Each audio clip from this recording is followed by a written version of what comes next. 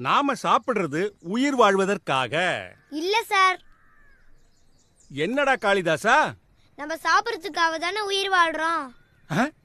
ம்.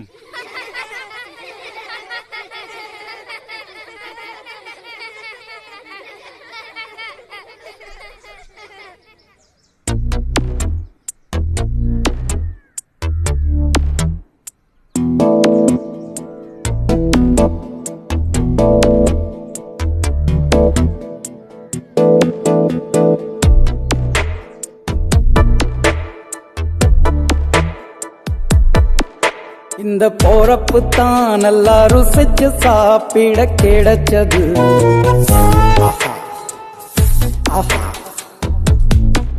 அத நினைச்சு தான் மனோ உலகம் முழுவதும் பருக்குது.